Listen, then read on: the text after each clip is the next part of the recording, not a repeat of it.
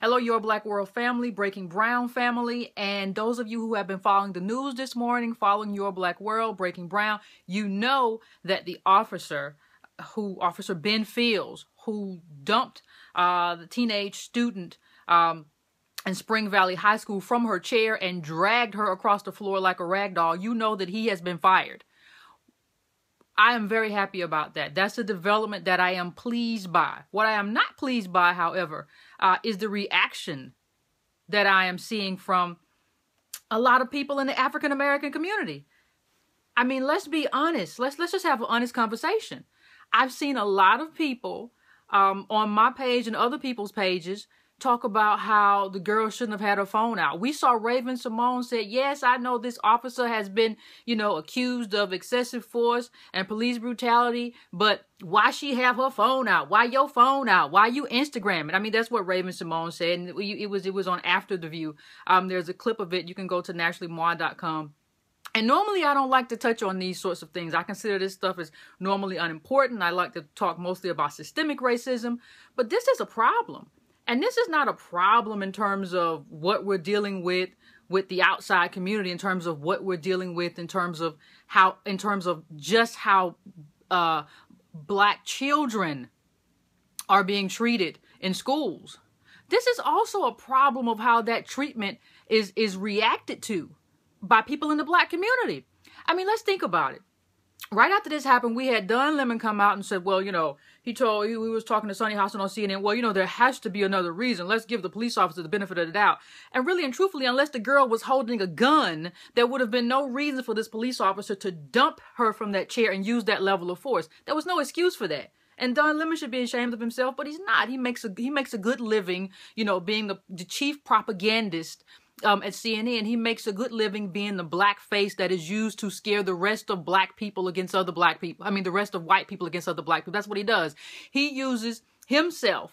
He's a black face, and he uses his black face to sort of push this sort of fear about other people. Those Black people aren't like me. I grew up in a good neighborhood. I'm not like those hood Black people. I don't sag my pants. He is a good Negro.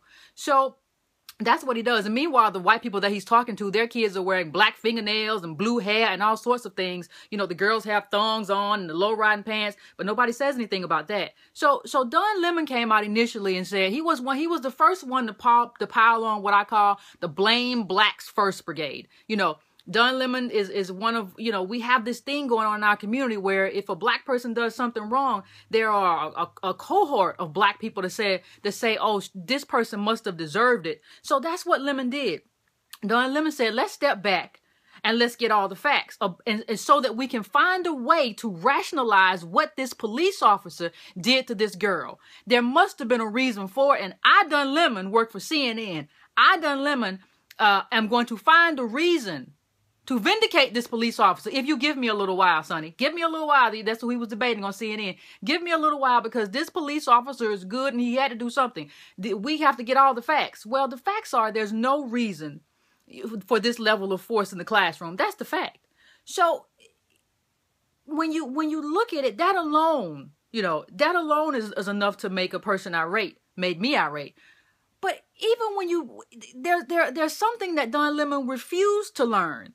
Don Lemon was all about learning what happened. What was the police officer doing this? And, what was going on with him? And what happened beforehand? And, have we all considered what's going on in the police officer's head? But no one considered what was going on with the young lady. And there was a report by Sean King this morning of the Daily News where he basically said this girl was an orphan who had just lost her mother. And think about that. Think about not only losing your mother. I know people who have breakdowns when they grow up. And they're fully grown people with families and lose a parent and lose it all. This was a young girl, a teenager, is in high school, and she lost a parent. And this is what happens to her. And not only does she get abused by that officer in her school, you have all these Black people going around social media talking about, well, these kids these days are so awful and these kids are out of control. What do you mean by these kids? Do you mean by these kids that you raised? If these kids are out of control, what does it say about you? And the second thing is, let's stop talking about how these kids are out of control. If you want to talk about a situation, talk about that specific situation. Talk about this girl and what happened between this girl and the confrontation with this officer. That's all that matters. It doesn't matter what you feel about the kid who hangs his pants and the kid down the street, as if you didn't do anything when you were younger. Kids are defiant. Teenagers are defiant. Teenagers talk back, and they're especially defiant when they're going through things, when they're hurt and when they're in pain. But instead of finding out what was going on with this girl and finding out, what would make her pull out her phone, which is really not even a huge deal. Because as far as I'm concerned, the teacher who called the resource officer, who called the administrator, who then called the resource officer, created more of a disturbance in class than the kid who pulled out her phone. I mean, we have this Facebook, we have social media. The girl may have been checking on something else. I don't know what she was doing on her phone. And the class looked reasonably quiet. So, this whole idea that by doing this, she was disrupting the classroom is something that, I don't agree with it. There was a young man who, in interviews up on Breaking Brown, who said that the girl basically didn't do anything wrong, and she was kind of begging the teacher, don't send me to the principal's office for this. But I see grown black people pile on and start talking about how awful these kids are. You don't like your own kids? And if you don't, what does that say about you? What does that say about who we are as adults and what we're doing and how we are leading these kids? And it's just, we don't want to get all the facts. We don't want to protect the kid. We don't want to protect this girl who went through whatever she went through and then got beaten down. This cop pulled her out of the chair like she was an MMA fighter. And he was an MMA fighter. And they were going toe to toe, pound for pound, blow for blow. And I saw black people rationalize that. I saw black people say, well, she must have done something. And nobody stepped back to say, well, except for Sean King this morning in the story, nobody stepped back to say, hey, what's going on in her world? How is she? Is she okay? Was something going on in her life? Who was she reaching out to? What is her disciplinary history at the school?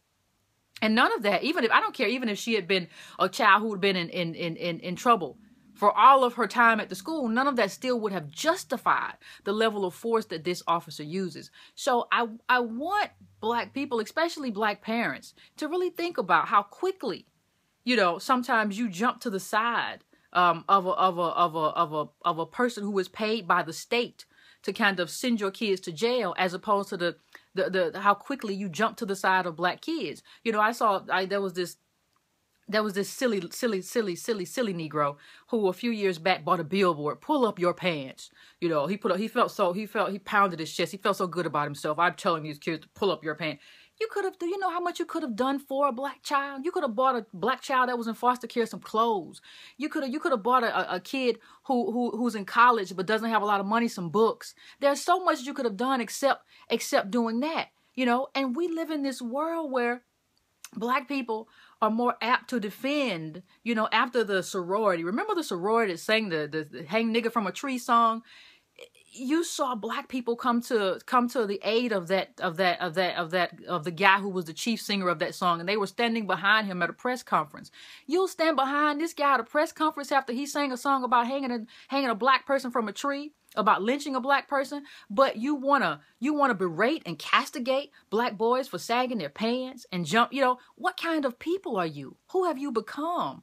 I mean, this girl who pulled out her phone during class was charged with something called disturbing schools. And disturbing schools is nothing but a made-up law that gives them reason to throw your child in jail. That's all it is. And the girl who came to her defense and just yelled about what was happening, she also was taken to jail and charged. That's what you should be outraged about. You shouldn't be talking to me or anybody else about, she shouldn't have pulled out her phone in school. Since when is pulling out your phone in school a reason for a crime?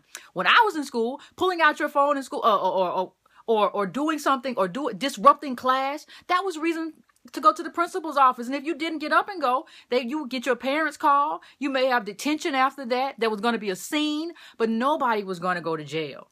I told on my Facebook page at the middle school, I was in a fight. I didn't go to jail. It was broken up, and that was the end of it. I think I got suspended, but I didn't get handcuffed. I didn't get pulled across the floor. What are you allowing to happen to your children?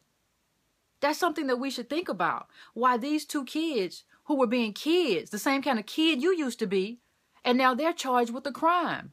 What are we allowing to happen to these children, and what are we doing about it? And why are we justifying it? Some of you should be ashamed at what you said after this girl was dragged across the floor by this hulky, incredible Hulk-looking cop. You should be ashamed of yourselves. We should be ashamed of ourselves for not calling that out.